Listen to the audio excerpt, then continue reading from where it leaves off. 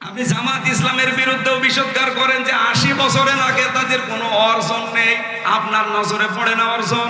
এদের এত হাসপাতাল, এত ব্যাংকিং ব্যবস্থা, বাংলাদেশ জামাত ইসলামী এই দেশে যা করেছে, ৭৩টা দল এই দেশে, সবাই যদি এভাবে করতো এই দেশ সোনায় সোহাগা হয়ে যেত। আর ওর চোখেই পড়ে না যে এদের নাকি কোনো অবদানই নেই। যেটা ফতোয়াবাজি করে কাফের বলে, ওরও ভড়ি এরকম, চেয়ারে বসলে মনে হয় যে মাগুর মাছ, পেট মোটা মাছ। আর আপনি এখন আমারে কাফের বানিয়ে দিলেন। আমি নাই কাফের হলাম, আপনি কি? আপনি তো কাফের বাপ। কাফের বলবো সারে তারে আমার এবছর দিয়ে আরম্ভ করলেন, আগামী বছর মনে হয় হাফিজরে দিয়ে আরম্ভ হবে, কারণ অত ফতোয়ার ঝড়ি নিয়ে বসে আছে। আজ হাজারো পীর এই দেশে, ৪৮,০০০-এর উপরে পীর। আমি তো যতটুকু খোঁজ রাখি, পৃথিবীতে এমনও দেশ আছে যে ৪৮,০০০ মানুষও নেই, অথচ পীর এই দেশে ৪৮,০০০। এত পীর, একটা কেউ রাজপথে পাওয়া যায় না, জমিনে পাওয়া যায় না। নর্থ সাউথ বিশ্ববিদ্যালয়ে কোরআনের উপরে লাঠি দিয়েছে, থুতু দিয়েছে, সেখানে ফতোয়াবাজি করতে পারো না? ৪৮,০০০ পীর যদি একবারে রাজপথে নেমে বলে এর বিচার না হলে কেউ দরবারে ফেরত যাব না, বিচার কালকে হবে। কোথায় আছেন আপনি? আপনি তো শুধু ভড়ি আর জব বানিয়ে ব্যস্ত আছেন। আপনি বলেন তো বাংলাদেশের একটা পীরকে দেখান যার ভড়ি বড় না, দেখান। আমি তো যতগুলো দেখেছি ওদের ভড়ি আর জহব্বা ছাড়া কিছু পাইনি। এত বড় বড় ভড়ি। আমার মনে হয় এই দেশে একামতের দিন যারা কায়েম করতে চায়, হ্যাঁ তাদের ছোটখাটো ভুল ত্রুটি থাকতে পারে, তা আপনি কি করছেন? তাদের মতো এই ১৭ বছর জেল জুলুম সহ্য করেছেন, একটা বার জেলে গেছেন আপনি? রিমান্ড কি বলছেন? 11 ঘন্টা আমার টাঙিয়ে রেখেছিল উল্টো কইলে, মাথায় দড়ি দিয়ে। আপনারা কয় ঘন্টা টাঙিয়েছেন? বলো রসুলের মর্যাদা রাখে না। রসুলের মর্যাদা ঠিক রাখতে গিয়েই তো 3 বছর জেল খাটলাম।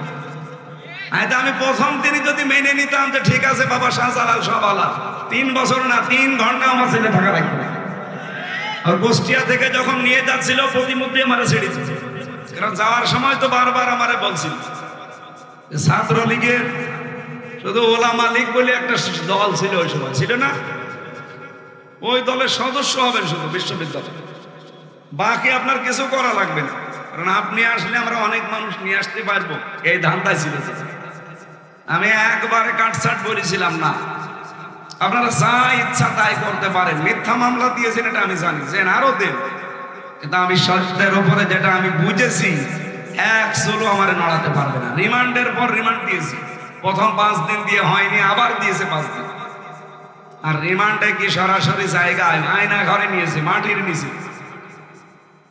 আমি দেখতাম ওই জায়গায় হঠাৎ রাত 2টার সময় 5-7 জন মুখ বান্ধা আমার পাশ থেকে একজনকে বলছে ওঠেন। ওঠেন মানে এখন বাজে রাত 2টা, কোথায় যাব? চলে। ও মনে করছে ছেড়ে দিবে। পরে বের করে নিয়ে খাসা থেকে হঠাৎ মাথার উপরে কালো কাপড় লাগিয়ে পেছনে হাত হ্যান্ডকাপ দিয়ে বেঁধে দিল। কান্নাকাটি করছিল মাটির নিচে। আমি সত্য কথা বলছি, এই যে কোরআন আমার সামনে। আমারে বলছে হামসা ভাই গেলাম, এরা যে কি করবে আমার বোঝা হয়ে গেছে। মুখ আমার যখন বেঁধে ফেলেছে কালো কাপড় দিয়ে, হাত যখন পেছনে বেঁধে ফেলেছে, 4-5 জন মিলে নিয়ে যাচ্ছে, তার মানে আমি বুঝে ফেলেছি আমার জীবনের শেষ দিন। এইরকম সিচুয়েশন আমি নিজে ফেস করে এসেছি। আর আপনি ফতোয়াবাজি করেন বসে বসে না?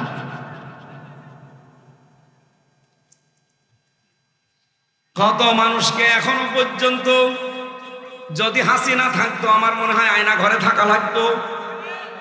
একই কথা বলছেন না? কত মানুষ 5 বছর 7 বছর আমি যেখানে ছিলাম সেই রুমে, তার পাশে দেওয়ালে লেখা ছিল তারিখ দিয়ে 2009-13 সালে ওখানে তারিখ দেওয়া, 8-8-2013 এভাবে তারিখ দিয়ে দেওয়ালে লিখে রেখেছে। এই যে এই নখগুলো দিয়ে খুশিয়ে খুশিয়ে যে ভাই এই যে নাম্বারটা কষ্ট করে লিখেছি, যদি পারেন কেউ বাইরে যেতে এই নাম্বারে বলবেন যে আমি বেঁচে আছি। এই দৃশ্য দেখে একটা মানুষ ঠিক থাকতে পারে? কোথায় 13 সাল আর কোথায় 24 সাল? এতগুলো বছর তার জীবনে চলে গেছে, লোকটা জানে না যে এখন কোন বছর, লোকটা জানে না যে এখন আসলে কোন মাস, কোন দিন, এটা কি বার, কয়টা বাজে, কিছুই জানে না। দিনের পর দিন, বছরের পর বছর তার মাথার উপর দিয়ে, তার জীবনে কোনো ঈদ নেই, জমার নামাজ নেই। একটা মানুষ কিভাবে 8 বছর 10 বছর 14 বছর এভাবে থাকতে পারে? আপনি একটু নিজেকে দাঁড় করান তো। আপনি বড় বড় পেট নিয়ে ফতোয়াবাজি করেন, নিজেকে একটু ওই জায়গায় দাঁড় করান যে কি করে ব্যারিস্টার আরমান 8 বছর কাটিয়েছে। মুফতি ফখরুল ভাই আমার সাথে ছিল, আমার ফাঁসির কন্ডেম সেলের ভেতরে। আমার একদিন বলছে, হামজা ভাই, এই যে মানুষ যে শাটপাট হয়ে শুয়ে থাকে, এটা যে কত বড় নিয়ামত আমি জানি। আমার এই পায়ের ভেতর দিয়ে হাত দিয়ে সামনে লোহার ব্যারিকেডের সাথে এই যে হ্যান্ডকাপ দিয়ে আটকিয়ে দিল। এইভাবেই বসে থাকা লাগবে 24 ঘন্টা, কায় তো হতে পারবেন না। আপনি শুনতেছে, আপনি একটু ভাবেন নিজেকে নিয়ে ওই জায়গায়। পায়খানা প্রসাব করার জন্য 24 ঘন্টায় মাত্র 1-2 বার সময় দেবে, তাই 1.5 মিনিট থেকে 2 মিনিট। আরে ভাই, 1.5 মিনিট 2 মিনিট তো বসতে সময় লাগে, এর ভেতরে আপনার টয়লেট শেষ করা লাগবে। আর টয়লেটের তাও তো দেওয়াল, জানালা, দরজা থাকলে হয় কিছু, একেবারে ফাঁকা জায়গা, মাত্র 1.5 হাত একটা দেওয়াল দেওয়া আছে, দাঁড়ালে দেখা যায়, বসলে দেখা যায় না, এতটুকু একটা জায়গা। অথচ সামনে অফিসার বসে আছে। একটা যুবক মানুষ আমার মতো, 33 বছর বয়স আমার, আপনি সামনে বসে বসে লাঠি ঘোরাচ্ছেন, 1.5 হাত 2 হাত মতো একটা সর্বোচ্চ দেওয়াল দেওয়া, এখানে কি টয়লেট করা যায়? এরকম পরিস্থিতি এই মাটির নিচে ঘরগুলো। জীবনে এতগুলো জিনিস ফেস করে আসলাম শুধু রাসূলুল্লাহর এই দল করতে গিয়ে, আল্লাহর নবীর আদর্শে থাকতে গিয়ে। আর আপনি এখন আমারে কাফের বানিয়ে দিলেন। আমি নাই কাফের হলাম, আপনি কি? আপনি তো কাফেরের বাপ।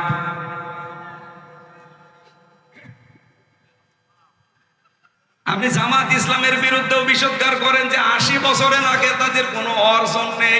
আপনার নজরে পড়ে না অর্জন? এদের এত হাসপাতাল, এত ব্যাংকিং ব্যবস্থা। বাংলাদেশ জামাত ইসলামী এই দেশে যা করেছে, 73টা দল এই দেশে, সবাই যদি এভাবে করতো, এই দেশ সোনায় সোহাগা হয়ে যেত। আর ওর চোখেই পড়ে না যে এদের নাকি কোনো অবদানই নেই।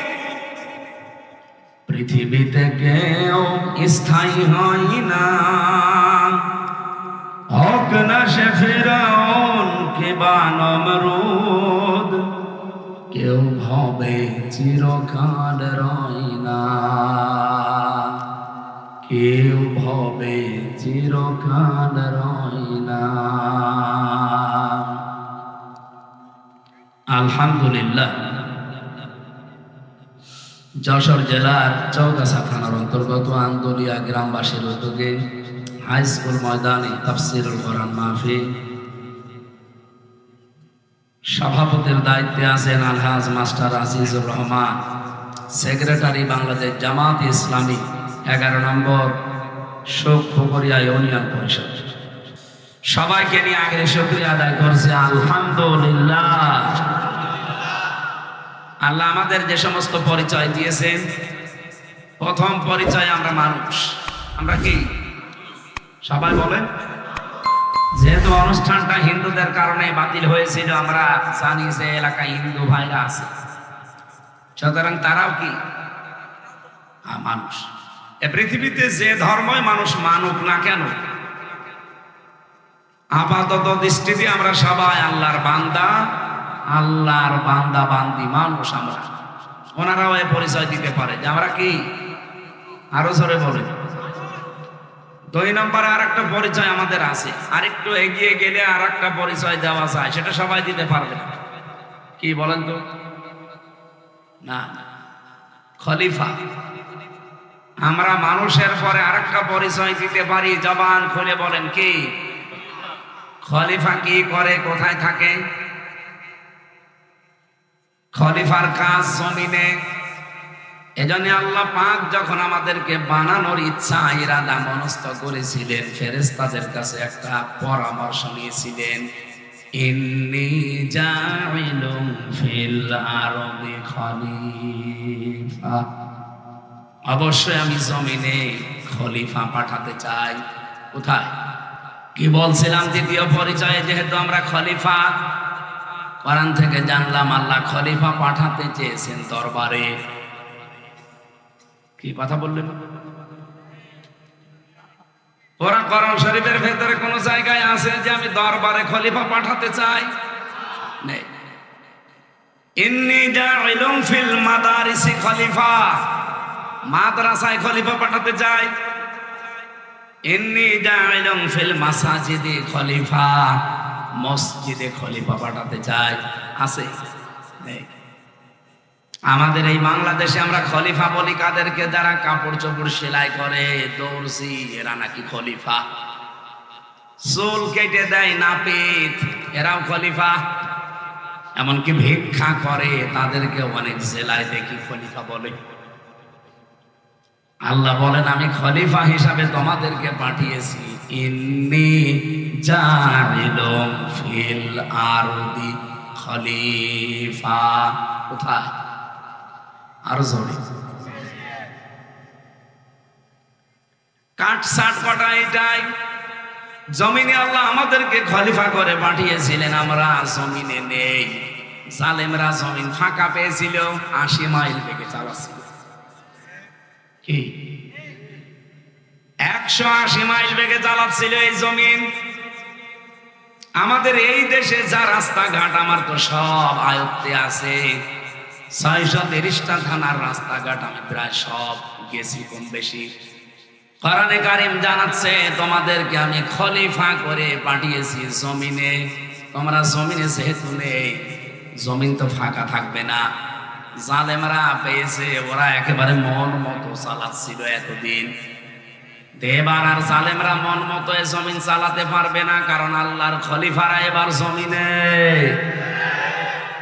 থাকবেন তো ইনশাআল্লাহ, নাকি দরবারে চলে যাবেন? কত মানুষ আজকে এই দেশে দরবারে বসে বসে ফতোয়াবাজি করছে। অনেক পীর এই দেশে কাফেরের ঝুড়ি নিয়ে বসে, আর বছরের প্রথম থেকে শেষ পর্যন্ত শুধু ফতোয়া বের করে কাফের কাফের কাফের। আমার মনে হয় কেউ আল্লাহ আল্লাহ জিকির করে, আরো জিকিরই করে কাফের কাফের। আমারে দিয়ে আরম্ভ করেছে এবার, কয়েক বছর আগে মাওলানা মিজানুর রহমান আজহারিকে দিয়ে আরম্ভ করেছিল। ওটা এখন বাদ গেছে, এখন আমি আরম্ভ হয়েছি মুফতি আমির হামজা কাফের। আমার মনে হয় এই ছড়ি যে কত দূর যায় আল্লাহ জানে।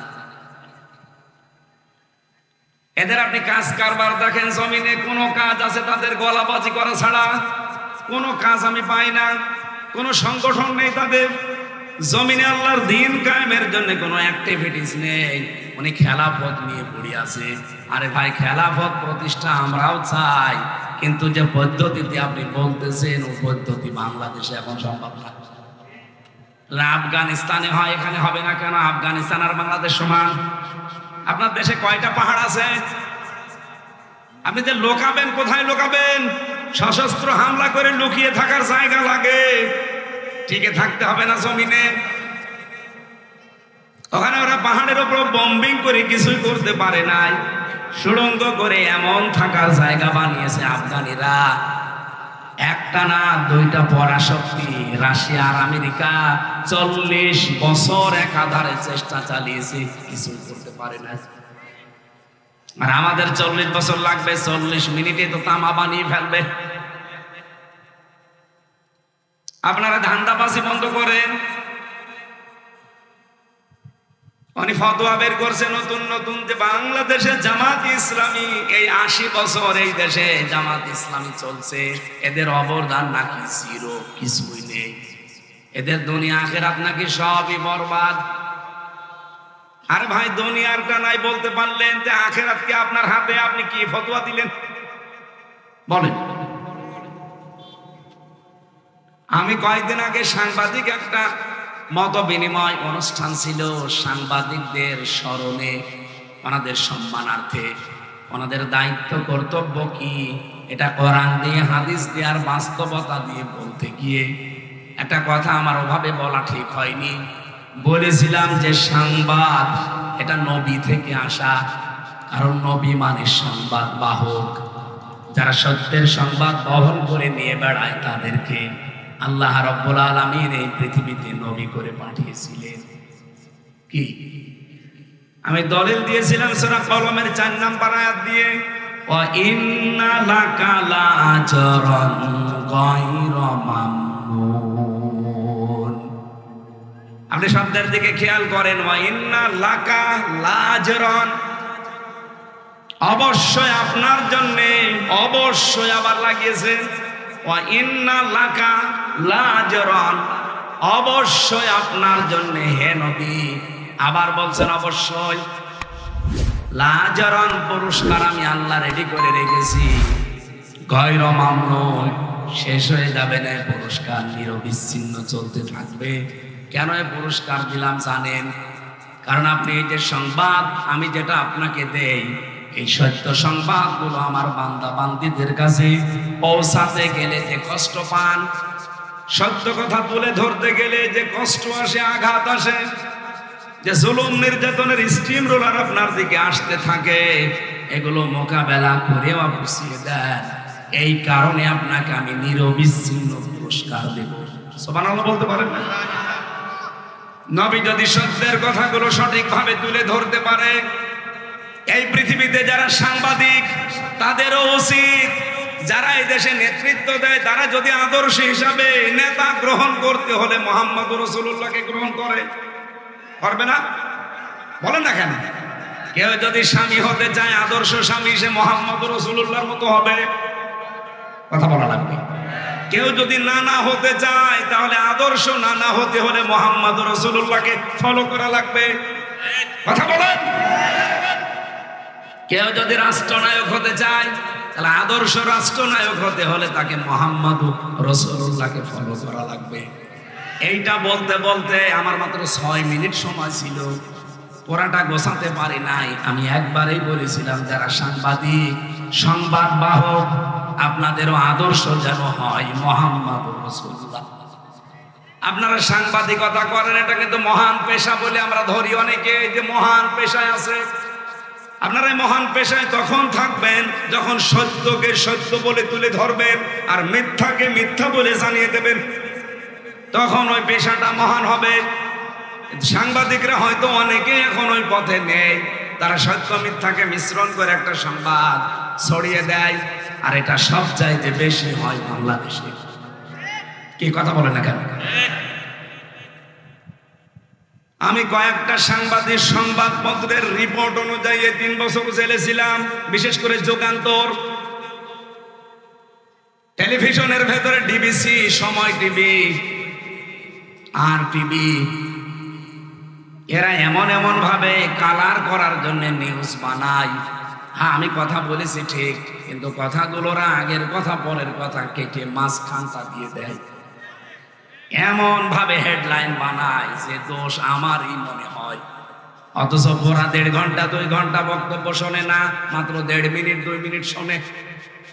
আমি সাংবাদিকদের সম্মানার্থে যে কথাগুলো বলেছিলাম, ওখানে প্রায় 6 মিনিট, সেখানে মাত্র 25 সেকেন্ড দিয়েছে, আর 5 মিনিট 35 সেকেন্ড কেটে দিয়েছে। মানুষ তো এমনি ভুল বুঝবে। আর এটা শোনার পরে আগা নেই মাথা নেই, এই যে কিছু পীর নামে কলঙ্ক, এগুলো আমি কলঙ্কই বলি। কারণ যাদের পেট পূজা ধান্দাবাজি ছাড়া দুনিয়ায় কিছু নেই, খালি গলাবাজি ধান্দাবাজি করে চলছে, মানুষকে ধোকা দিয়ে বোকা বানিয়ে এরা ফতোয়া দেওয়া আরম্ভ করে দিল, হামজা কাফের। আপনি জানেন, কেউ যদি কাফের না হয়, ওইটা কিন্তু ঘুরে যে বলবে তার দিকে যায়। কথা বলে না কেন? আমার মনের অবস্থা তো আপনি জানেন না, আমি কোন নিয়তে বলেছিলাম, কোন সিচুয়েশনে বলেছিলাম, কোন অবস্থায় বলেছি, ওটা আমি জানি আর আমার আল্লাহ জানে। কারণ আমলের ফলাফল নিয়তের উপরে নির্ভরশীল। ইন্নামাল আমালু বিন্নিয়াত, এই কথা বলছেন। আমার আকীদার বিষয় তার প্রকাশ করার বিষয় না, এটা তো মনের বিষয়। আমি রাসূলুল্লাহকে খাটো করার জন্য ওনাকে এই সংবাদ সম্মেলনে সাংবাদিকদের এই মত বিনিময় সবাই আমি ওনাকে সাংবাদিক বলে ডাক দিয়েছি না, আমি বলেছি রাসূল সংবাদ পৌঁছিয়েছেন, আপনারা যদি সংবাদ রাসূলের মতো পৌঁছান আপনাদেরকে আল্লাহ পুরস্কার দেবে। এই কথাটা ভুল কিসের? আপনি কাটছাট করে শুনলে তো ভুল মনে হবে। এটা নিয়ে সারা দেশে কিছু মানুষ যারা কুয়ার ব্যাংক চার দেওয়ালের মাঝে যাদের অবস্থান, এরা ফতোয়াবাজি আরম্ভ করে দিল। কেন নবীকে সাংবাদিক বলল? অথচ নবী শব্দের শাব্দিক অর্থ হচ্ছে সংবাদ বাহক। যারা সংবাদগুলো বহন করে নিয়ে বেড়ায় তাদেরকে বাংলায় সাংবাদিকই বলে। উনি আমারে বলছে আমি সাংবাদিক নবীকে বলি না, বলি মেসেঞ্জার। মেসেঞ্জার মানে কি? মেসেঞ্জার তো আরো খারাপ শব্দ। ব্যাংকে যতগুলো পোস্ট আছে দেখবেন তার একটা পোস্ট আছে মেসেঞ্জার।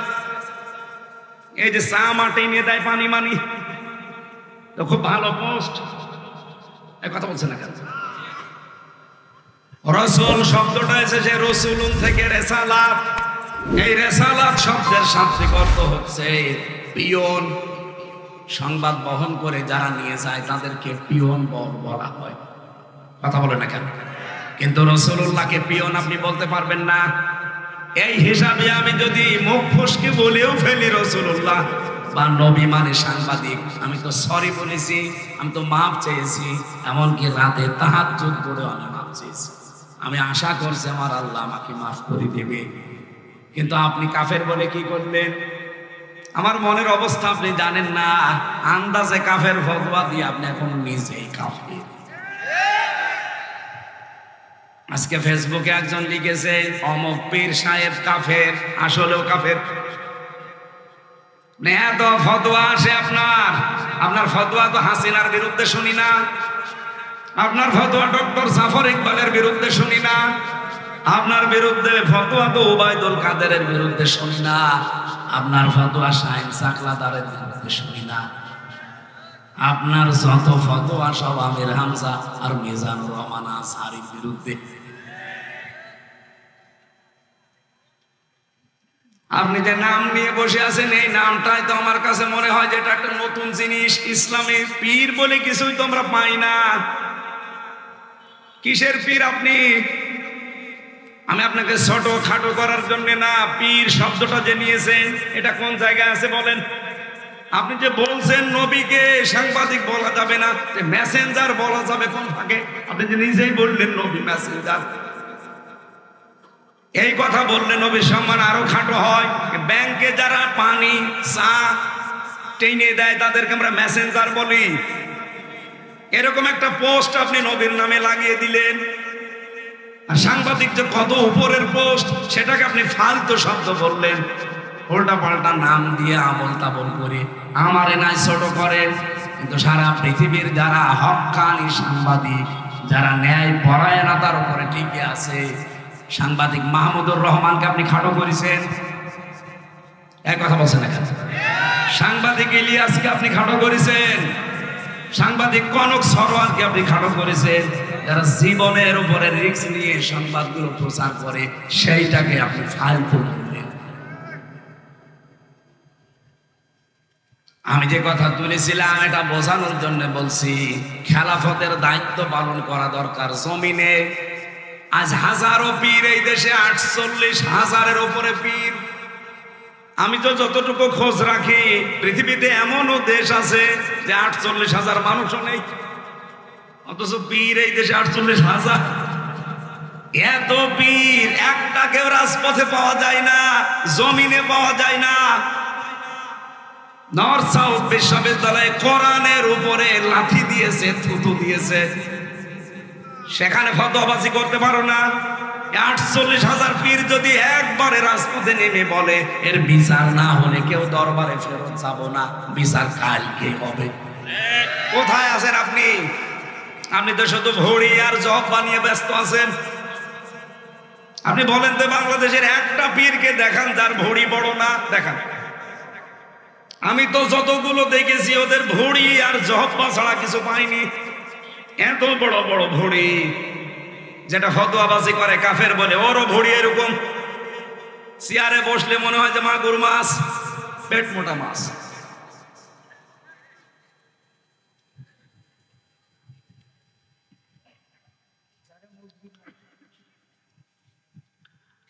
আমার মনে হয় এই দেশে একামতের দিন যারা কায়েম করতে চায়, হ্যাঁ তাদের ছোটখাটো ভুল ত্রুটি থাকতে পারে, তা আপনি কি করছেন? তাদের মতো এই 17 বছর জেল জুলুম সহ্য করেছেন, একটা বার জেলে গেছেন আপনি? রিমান্ড কি বলছেন? 11 ঘন্টা আমার টাঙিয়ে রেখেছিল উল্টো কইলে মাথায় দড়ি দিয়ে। আপনারা কয় ঘন্টা টাঙিয়েছেন? বলো রসুলের মর্যাদা রাখে না। রসুলের মর্যাদা ঠিক রাখতে গিয়ে তো 3 বছর জেল কাটলাম। আমি প্রথম দিনই যদি মেনে নিতাম যে ঠিক আছে বাবা শাহজালাল সব আলাদা, 3 বছর না 3 ঘন্টা আমার ছেলে থাকা লাগবে। আর কুষ্টিয়া থেকে যখন নিয়ে যাচ্ছিল প্রতিমধ্যে আমার ছেড়ে দিচ্ছে, কারণ যাওয়ার সময় তো বারবার আমারে বলছিল ছাত্রলীগের শুধু ওলামা লীগ বলে একটা দল ছিল, ওই সময় ছিল না, ওই দলের সদস্য হবেন শুধু বিশ্ববিদ্যালয়, বাকি আপনার কিছু করা লাগবে না, কারণ আপনি আসলে আমরা অনেক মানুষ নিয়ে আসতে পারবো, এই ধান্দায় ছিল। আমি একবারে কাটছাট বলেছিলাম না, আপনারা যা ইচ্ছা তাই করতে পারেন। মিথ্যা মামলা দিয়েছেন এটা আমি জানি, যে আরো দেন, কিন্তু আমি সত্যের উপরে যেটা আমি বুঝেছি, এক চুলো আমার নড়াতে পারবে না। রিমান্ডের পর রিমান্ড দিয়েছি, প্রথম 5 দিন দিয়ে হয়নি, আবার দিয়েছে 5 দিন। আর রিমান্ডে কি সরাসরি জায়গায় আয়না ঘরে নিয়েছে, মাটির নিচে। আমি দেখতাম ওই জায়গায় হঠাৎ রাত 2টার সময় 5-7 জন মুখ বান্ধা আমার পাশ থেকে একজনকে বলছে ওঠেন ওঠেন, মানে এখন বাজে রাত 2টা, কোথায় যাব? চলে। ও মনে করছে ছেড়ে দিবে, পরে বের করে নিয়ে খাসা থেকে হঠাৎ মাথার উপরে কালো কাপড় লাগিয়ে পেছনে হাত হ্যান্ডকাপ দিয়ে বেঁধে দিল। কান্নাকাটি করছিল মাটির নিচে। আমি সত্য কথা বলছি, এই যে কোরআন আমার সামনে। আমারে বলছে হামসা ভাই গেলাম, এরা যে কি করবে আমার বোঝা হয়ে গেছে। মুখ আমার যখন বেঁধে ফেলেছে কালো কাপড় দিয়ে, হাত যখন পেছনে বেঁধে ফেলেছে, 4-5 জন মিলে নিয়ে যাচ্ছে, তার মানে আমি বুঝে ফেলেছি আমার জীবনের শেষ দিন। এইরকম সিচুয়েশন আমি নিজে ফেস করে এসেছি। আর আপনি ফতোয়াবাজি করেন বসে বসে না?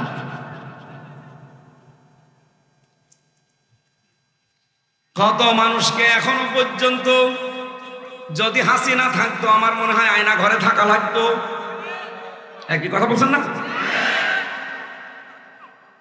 কত মানুষ 5 বছর 7 বছর আমি যেখানে ছিলাম সেই রুমে, তার পাশে দেওয়ালে লেখা ছিল তারিখ দিয়ে 2009-13 সালে ওখানে তারিখ দেওয়া, 8-8-2013 এভাবে তারিখ দিয়ে দেওয়ালে লিখে রেখেছে। এই যে এই নখগুলো দিয়ে খুশিয়ে খুশিয়ে যে ভাই এই যে নাম্বারটা কষ্ট করে লিখেছি, যদি পারেন কেউ বাইরে যেতে এই নাম্বারে বলবেন যে আমি বেঁচে আছি। এই দৃশ্য দেখে একটা মানুষ ঠিক থাকতে পারে? কোথায় 13 সাল আর কোথায় 24 সাল? এতগুলো বছর তার জীবনে চলে গেছে, লোকটা জানে না যে এখন কোন বছর, লোকটা জানে না যে এখন আসলে কোন মাস, কোন দিন, এটা কি বার, কয়টা বাজে, কিছুই জানে না। দিনের পর দিন, বছরের পর বছর তার মাথার উপর দিয়ে, তার জীবনে কোনো ঈদ নেই, জমার নামাজ নেই। একটা মানুষ কিভাবে 8 বছর 10 বছর 14 বছর এভাবে থাকতে পারে? আপনি একটু নিজেকে দাঁড় করান তো। আপনি বড় বড় পেট নিয়ে ফতোয়াবাজি করেন, নিজেকে একটু ওই জায়গায় দাঁড় করান যে কি করে ব্যারিস্টার আরমান 8 বছর কাটিয়েছে। মুফতি ফখরুল ভাই আমার সাথে ছিল, আমার ফাঁসির কন্ডেম সেলের ভেতরে। আমার একদিন বলছে, হামজা ভাই এই যে মানুষ যে শাটপাট হয়ে শুয়ে থাকে, এটা যে কত বড় নিয়ামত আমি জানি। আমার এই পায়ের ভেতর দিয়ে হাত দিয়ে সামনে লোহার ব্যারিকেডের সাথে এই যে হ্যান্ডকাপ দিয়ে আটকিয়ে দিল। এইভাবেই বসে থাকা লাগবে 24 ঘন্টা, কায় তো হতে পারবেন না। আপনি শুনতেছে আপনি একটু ভাবেন নিজেকে নিয়ে ওই জায়গায় পায়খানা প্রসাব করার জন্য 24 ঘন্টায় মাত্র 1-2 বার সময় দেবে, তাই 1.5 মিনিট থেকে 2 মিনিট। আরে ভাই 1.5 মিনিট 2 মিনিট তো বসতে সময় লাগে, এর ভেতরে আপনার টয়লেট শেষ করা লাগবে। আর টয়লেটের তাও তো দেওয়াল জানালা দরজা থাকলে হয় কিছু, একেবারে ফাঁকা জায়গা মাত্র 1.5 হাত একটা দেওয়াল দেওয়া আছে, দাঁড়ালে দেখা যায় বসলে দেখা যায় না, এতটুকু একটা জায়গা। অথচ সামনে অফিসার বসে আছে। একটা যুবক মানুষ আমার মতো 33 বছর বয়স আমার, আপনি সামনে বসে বসে লাঠি ঘোরাচ্ছেন, 1.5 হাত 2 হাত মতো একটা সর্বোচ্চ দেওয়াল দেওয়া, এখানে কি টয়লেট করা যায়? এরকম পরিস্থিতি এই মাটির নিচে ঘরগুলো। জীবনে এতগুলো জিনিস ফেস করে আসলাম শুধু রাসূলুল্লাহর এই দল করতে গিয়ে, আল্লাহর নবীর আদর্শে থাকতে গিয়ে, আর আপনি এখন আমারে কাফের বানিয়ে দিলেন। আমি নাই কাফের হলাম, আপনি কি? আপনি তো কাফেরের বাপ। কাফের বলবো যারে তারে আমার এবছর দিয়ে আরম্ভ করলেন, আগামী বছর মনে হয় হাফিজরে দিয়ে আরম্ভ হবে, কারণ অত ফতোয়ার ঝড়ি নিয়ে বসে আছে। আপনি জামাত ইসলামের বিরুদ্ধেও বিষোদ্গার করেন যে 80 বছরের আগে তাদের কোনো অর্জন নেই, আপনার নজরে পড়ে না অর্জন? এদের এত হাসপাতাল, এত ব্যাংকিং ব্যবস্থা, বাংলাদেশ জামাত ইসলামী এই দেশে যা করেছে, 73টা দল এই দেশে, সবাই যদি এভাবে করতো এই দেশ সোনায় সোহাগা হয়ে যেত। আর ওর চোখেই পড়ে না যে এদের নাকি কোনো অবদানই নেই। গণতন্ত্র গণতন্ত্র এই ফতোয়া তোলে যে গণতন্ত্র হারাম, এই জন্য ওদেরকে আমি দেখতে পারি না। আরে ভাই আমি কোনদিন আমরা বলেছি যে গণতন্ত্র হালাল? বলেছি আমরা? আর ওটা তো হারাম আমরাও জানি। এই বাংলাদেশে এখন ইসলাম কায়েম করার জন্য কোন পদ্ধতিতে আপনি যাবেন বলেন? আন্দাজে এক ফতোয়া দিয়ে দিলে হয়ে গেল। আপনি কি আফগানিস্তানের, আপনি কি সিরিয়ার, এরকম দেশের সশস্ত্র বিপ্লবের মাধ্যমে দেশে ইসলাম প্রতিষ্ঠা করার সেই কায়দা কৌশল, সে জায়গাগুলো কই? যে কোনো একটা ভাবে তো এগিয়ে যেতে হবে। আমাদের চারিদিকে শত্রু। পৃথিবীর অন্যান্য মুসলিম দেশগুলোর দিকে তাকান, আমি তো 57টা মুসলিম দেশের খবর জানি, অন্তত তাদের আশেপাশে আরো 2-3টা মুসলমান দেশ আছে বর্ডারের সাথে বর্ডার লাগানো। আর আমরা এমন একটা ভূখণ্ড পেয়েছি, আমাদের চারিদিকে শয়তান। প্রতিবেশী নামে একটা কলঙ্ক এতদিন যাই ছিল, এই 15 থেকে 20 বছরে যা অবস্থা, এই পৃথিবীর নিকৃষ্ট শয়তান মোদি যে আল্লাহর ঘর মসজিদ পর্যন্ত ভেঙে গুড়িয়ে দিয়েছে, এখনো ভাঙছে বিভিন্ন মসজিদ। ভারতের এমনও জায়গা আছে মুসলমানেরা যদি গরু জবাই করে ওই মুসলমানের জোহব্বা কেটে ফেলে, এমন জায়গায় আছে। এত বড় শত্রু দিয়ে আমাদের দেশটা ঘেরা। আর একটার সাথে একটু বর্ডার ছিল নদীর সাথে, মায়ানমার, ওটা আরো বড় শত্রু। নিজেদের দেশ বাংলাদেশের চাইতে 3 ডবল বড়। আমাদের 56,000 বর্গ মাইলের দেশ, এই দেশের চাইতে 3 ডবল বড় মায়ানমার। এত বড় বিশাল দেশ। আমি কয়েকদিন আগেও গিয়েছিলাম টেকনাফে, উখিয়ায়। রাত 12:30টার সময় আমারে নিয়ে গেল এই রোহিঙ্গাদের দেখার জন্য। প্রশাসনের এক ভাই ছিল পরিচিত, বছর চলেন দেখে আসি রোহিঙ্গা, কারণ ওদের রাত 9টার পরে বের হওয়া নিষেধ। এখন তো 12:30 বাজে, চলেন যায়। প্রায় 1/2 কিলোমিটার নিয়ে গেল। ওদের ছেলে মেয়ে বেশি, এসেছিল 11 লাখ, এখন শুনছি 25 লাখ। আল্লাহর নামে জন্ম দিয়ে যাচ্ছে। অথচ যেই দেশ থেকে ওদেরকে পাঠিয়েছে পিটিয়ে পিটিয়ে, ওই দেশে জায়গা আমাদের চাইতে 3 ডবল বড় জায়গা পড়ে আছে।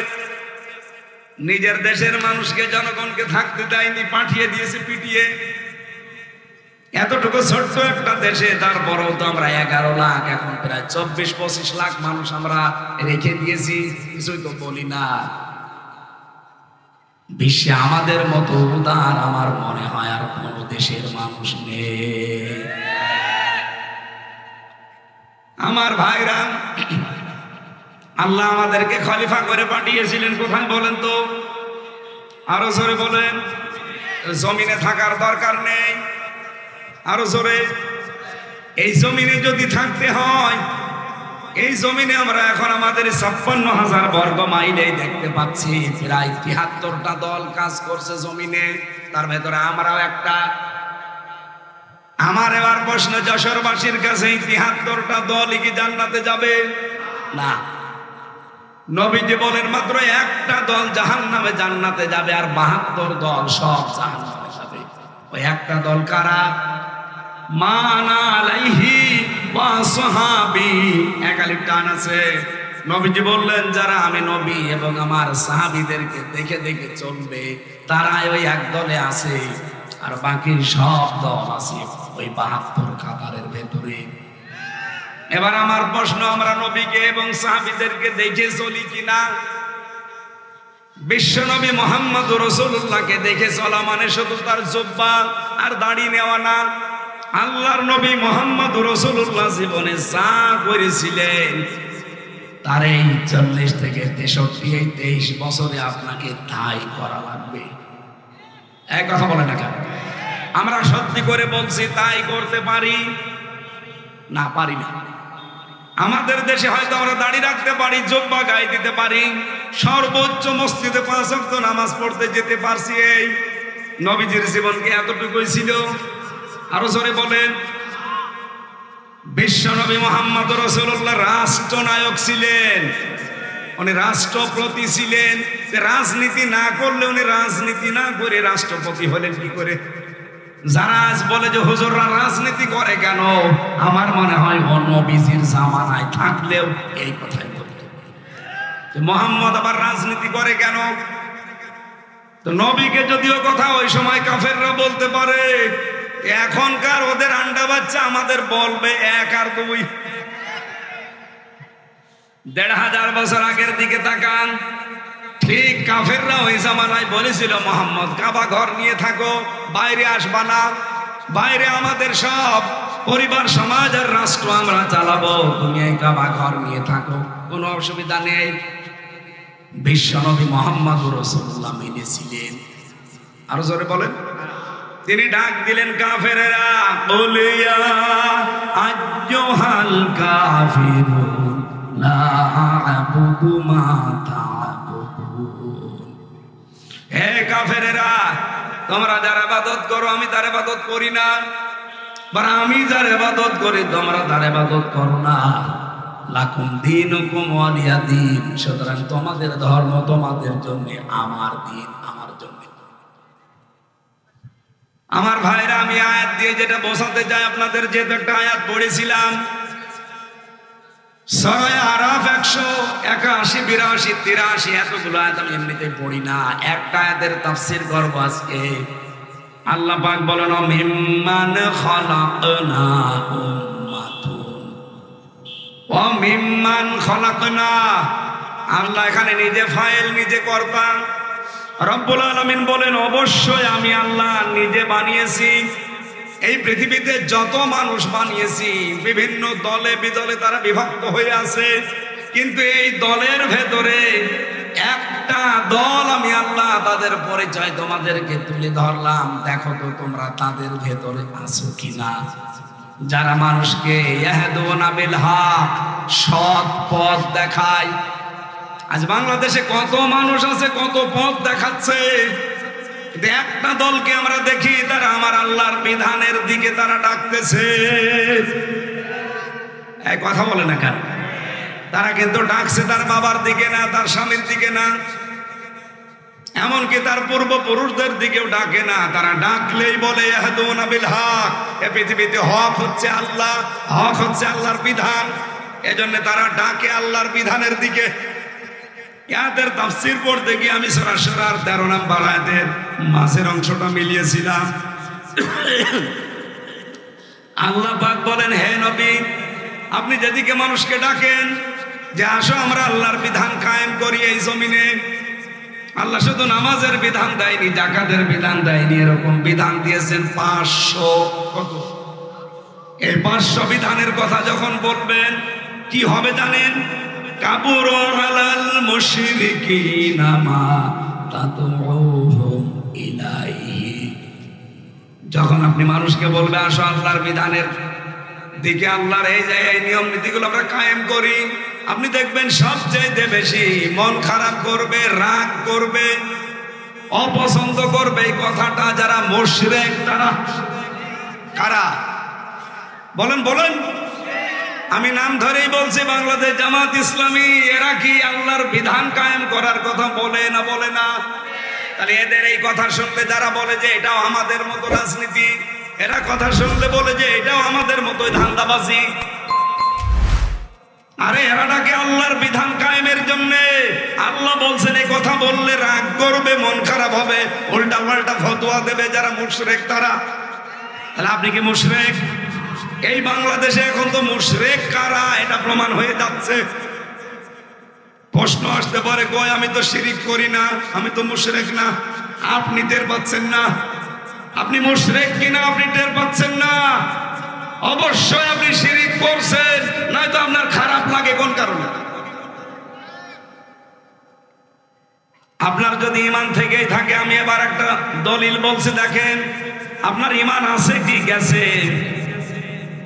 নবীজি বলেন ওযু করলে যেমন ওযু ভেঙে যায়, নামাজ পড়লে যেমন নামাজ ভেঙে যায়, ঈমান আনলেও মানুষের ঈমান ভেঙে যায়, নষ্ট হয়ে যায়। আর যারা দিন কায়েমের কথা শুনলে রাগ করেন, তাদের যে ঈমান ভেঙে গেছে, নষ্ট হয়ে গেছে, এই কারণে তাদের রাগ হয়। আপনি মিলাবেন এই 10টা আপনার ভেতরে থাকলে, আপনি ঈমানদার দাবি করলো ঈমান নেই, আপনি বেঈমান, আপনার ঈমান ভেঙে গেছে, নষ্ট হয়ে গেছে। 1 নম্বরে আল্লাহর ইবাদতে কাউকে শরীক করা। এখন ইবাদত কি? খালি নামাজ পড়া ইবাদত, রোজা রাখা ইবাদত? বলেন বলেন। আল্লাহ পাক এই পৃথিবীতে ইবাদত হিসাবে দিয়েছেন যাকাত। আপনি সেই যাকাতের বিধান মানেন না, নিয়ে এসেছেন ওর পাশাপাশি সুদ। তাহলে এটা আল্লাহর সাথে শরীক কিনা? এদেশে নেই শরীক। 2 নম্বরে, হ্যাঁ এটা দলিল পাবেন সূরা নিসার 48 নম্বর আয়াতে, সূরা মায়েদার 72 নম্বর আয়াতে, ইন্নাল্লাহা লা ইয়াগফিরু আন ইউশরাকা বিহি ওয়া ইয়াগফিরু মা দুনা যালিকা লিমান ইয়াশা ইন্নাহু মা ইউশরিক বিল্লাহি ফাকাদ হারামাল্লাহু আলাইহিল জান্নাহ। 2 নম্বরে পেয়েছি আল্লাহ ও বান্দার মধ্যে কাউকে মধ্যস্থকারী যারা বানায়, এটা সূরা ইউনূসের 18 নম্বর আয়াতে আছে।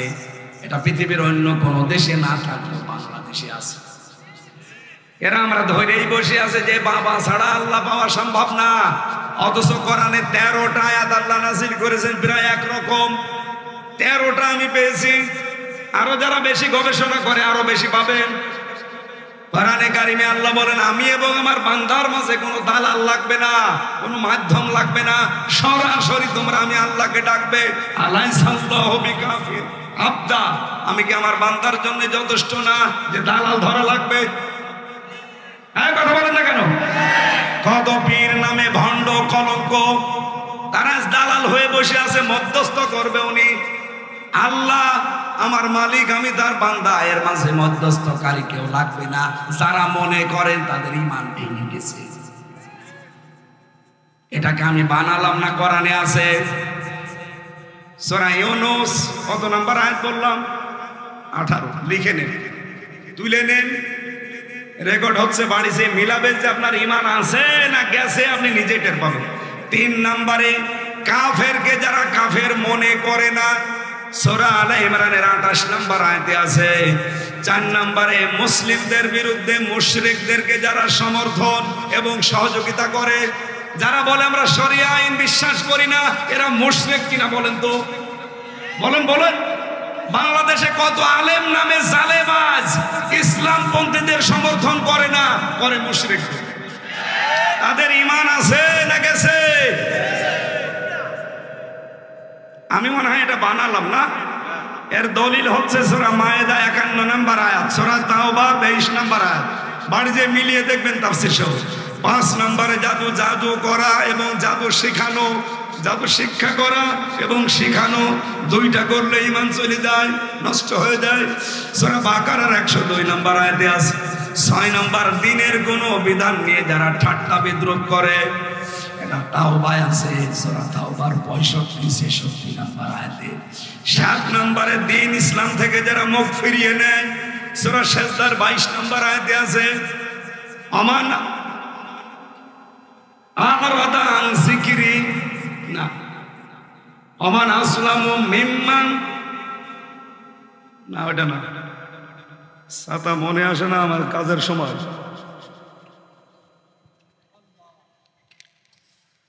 আমান আসলামু মিম্মান যুকিরা বিআয়াতি রাব্বিহি সুম্মা আরাদা আনহা ইন্না মিনাল মুজরিমিনা মুনতাকিমুন। আল্লাহ বলেন বড় জালেম দুনিয়ায় তো ওইটা, যাকে আল্লাহর আয়াত দিয়ে ওয়াজ করা হয়, আল্লাহর কোরআন দিয়ে বোঝানো হয়, আর সে মুখ ফিরিয়ে চলে যায় অন্যদিকে। এর মতো বড় জালেম আল্লাহর কাছে আর নেই। আর এটা বাংলাদেশে বেশি। আমি যা ওয়াজ করছি এ কি আমার নিজের কথা না আল্লাহর কথা? সব নোট করে নিয়ে এসেছি। 8 নম্বরে কাউকে দিন শরীয়তের ঊর্ধ্বে মনে করা, এটা বাংলাদেশে 15 বছর যেটা বঙ্গবন্ধুকে মনে করা হতো, দেখেছেন না? সব জায়গায় উনি, এমনকি বঙ্গবন্ধু টয়লেট আমি নিজে পেয়েছি নীলফামারীতে। বঙ্গবন্ধু টয়লেট ওর নামেও টয়লেট লাগিয়ে দিয়েছে। আল্লাহ রাসূলের ঊর্ধ্বে কাউকে মনে করা যাবে? এটা সূরা মায়েদার 3 নম্বর আয়াতে আছে। 9 নম্বরে রাসূলুল্লাহর ফয়সালার তুলনায় অন্য কোন ফয়সালাকে উত্তম মনে করা, সূরা নিসার 65 নম্বর আয়াতে পাবেন। ইন্না বালা ফালা ওয়া রাব্বিকা, ফালা না, ফালা ওয়া রাব্বিকা লা ইউমিনুনা হাত্তা ইউহাক্কিমুকা ফিমা শাজারা বাইনাহুম সুম্মা লা ইয়াজিদু ফি আনফুসিহিম হারাজাম মিম্মা কাদাইতা ওয়া ইউসাল্লিমু তাসলিমা। 10 নম্বরে মুহাম্মদ রাসূলুল্লাহর আনিত বিধানকে অপছন্দ করা, এটা পাবেন সূরা মুহাম্মদের 9 নম্বর আয়াতে, সূরা নিসার 64 নম্বর আয়াতে। আল্লাহ পাক যে বিধান নবীজির মাধ্যমে আমাদেরকে দিয়েছেন, তার তুলনায় যদি অন্য কোন বিধানকে কারো ভালো লাগে, পছন্দ হয়, তার ঈমান আছে না গেছে? এই বাংলাদেশে এবার আপনি মিলান এই 10টা, আমার মনে হয় 100 জনের বহু মানুষের ঈমান আর নেই, ভেঙে গেছে। এখন যাদের ঈমান নেই তাদেরকে আমরা কি বলি? মুশরিক। বলেন বলেন। যারা শিরিক করে তাদেরকে আমরা মুশরিক বলি, যেহেতু তাদের ঈমান ভেঙে গেছে, নষ্ট হয়ে গেছে। সুতরাং মুশরিকদের কাছে আল্লাহর দ্বীন কায়েমের কথা বললে খারাপ লাগবে, কষ্ট হবে। এই বাংলাদেশে আপনি তাহলে মুশরিক, আপনি যে কোনো ভাবে শিরিক করছেন, আপনার ঈমান কিন্তু শেষ। আবার বলছেন অবায়ন করি, আবার সঠিক জায়গায় আসেন। তাহলে আল্লাহর দৃষ্টিতে এই পৃথিবীতে হক দল, হেদায়েত প্রাপ্ত মানুষ তারা যারা আল্লাহর এই হক পন্থায় মানুষকে ডাক দেয়। আর এই দেশে দেখেন কত মানুষ কত দিকে ডাকে। আমরা গ্যারান্টি দিয়ে বলতে পারি আমরা বাবার দিকে ডাকি না, আমরা মানুষের তৈরি করা আইনের দিকে ডাকি না, আমরা ডাকি কার? বিধানের দিকে। এবং এই বিহিয়া দিলুন 2 নম্বরে এই বিধান দিয়ে যারা ন্যায় বিচার কায়েম করতে চায়, আল্লাহর বিধান ছাড়া ন্যায় বিচার কায়েম করা সম্ভব না। তার প্রমাণ এতদিন আমরা পাইনি, আমি নিজেই তো পেলাম। এই 3টি বছর আমার জেলে থাকা লাগতো না যদি আল্লাহর বিধান এই দেশে কায়েম থাকতো। কত লক্ষ লক্ষ মানুষ জেল খাটে, আমার মনে হয় শুধু আল্লাহর বিধানে দেশে না থাকার কারণে। আমার সাথে একজন খাবার টেনে দিত জেলখানায়, উনি আজ 6 বছর জেলে আছে। জিজ্ঞাসা করলাম ভাই কিসের মামলা? বলছে আমার শত্রুতা করে ধর্ষণ মামলা দিয়েছে। অথচ লোকটা এরকম মুরব্বী মানুষ, একজনের সাথে রাগারাগি ছিল, সে পেরিয়ে ওঠে না, শেষ পর্যন্ত তার 6 বছরের একটা মেয়েকে এর নামে ধর্ষণ মামলায় লাগিয়ে 6 বছর জেলে রেখে দিয়েছে। এরকম হাজার হাজার মানুষ জেলে আছে, ও জানেই না যে ওর অপরাধ কি। এটা হইতো না যদি আল্লাহর বিধান থাকতো। এই কথা বলে না, কারণ আল্লাহর বিধান কায়েম হলে জেলে এতদিন থাকা লাগে না। ধরবে, সাক্ষ্য প্রমাণ হবে, সঙ্গে সঙ্গে ফায়সালা শেষ। আমাদের দেশে ধর্ষণ করে হাতে নাতে ধরা পড়ে, বলে ঠিক আছে বিচার হবে। বিচার করতে করতে 12 বছর। কথা বলেন না কেন? ইসলাম যদি কায়েম হয়, ধর্ষণ যদি হয়, ধরা পড়ার সঙ্গে সঙ্গে 3 ঘন্টার ভেতরে বিচার শেষ। খুব বেশি হলে যদি ছুটির দিন হয়, জমার দিন পর্যন্ত টেনে নিয়ে যায়। সৌদি আরবে একটা মসজিদ আছে, গলা কাটা মসজিদ, ওর পাশে দেখলাম কোর্ট আদালত। আমার সাথে যারা ছিল, এই যে এক হাজী সাহেব ছিল, ওখানে দেখতে গিয়েছিলাম। গলা কাটা মসজিদ ওইটা, জেনা করলে তাদেরকে ওই জায়গায় কল্লা কেটে দেয়।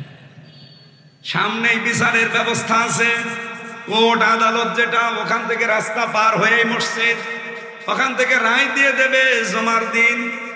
ওখানে প্রধান বিচারপতি মক্কায় যিনি, কাবা শরীফের ইমাম তিনি, উনি বলবে ঠিক আছে, সাক্ষ্য প্রমাণ শেষ, বিচারের রায় দিয়ে দিলাম, ওকে গর্দান কেটে দেন।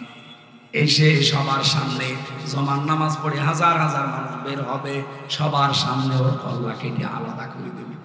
বাংলাদেশে আমার মনে হয় একটা যদি এই চৌগাছা কেন্দ্রীয় মসজিদে করা হয়, এদেশের কোনো মানুষ আর ধর্ষণের নাম মুখে আনবে না। এইটা আল্লাহর বিধান। এরকম 500 বিধান আছে আল্লাহর। এগুলো যদি কায়েম হয় তাহলে বিহি ইয়াদিলুন, ন্যায় বিচার কায়েম হবে। কে বলছেন এটা? ওনার কথায় কোনো মিথ্যার সংশয় আছে? লেশ মাত্র আছে? বিশ্বাস আসে না কোন কারণে? আমরা তো তার কথাগুলো আজ এই জমিনে প্রতিষ্ঠা করে ন্যায় বিচার কায়েম করতে চাই। 54 বছর তো দেখলেন উল্টাপাল্টা, কিছুই করতে পারেন না। এবার এটা একটু দেখা যায় না? টেস্ট করার জন্য হলে একটু দেখেন।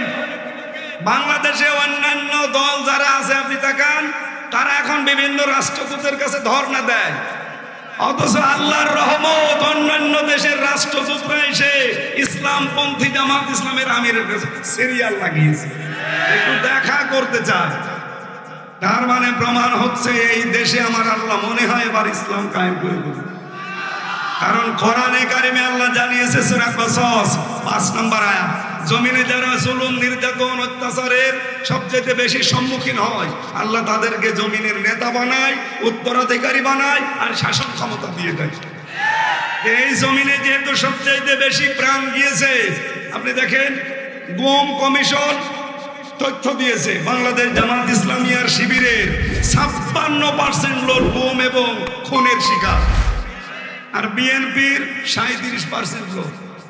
তাহলে সবচাইতে বেশি যেহেতু ইসলামপন্থীরা, সুতরাং আল্লাহর ঘোষণা তো মিথ্যা না, উনি এবার ইসলামকে এই দেশে ইসলামপন্থী মানুষের হাতে তুলে দেবেন।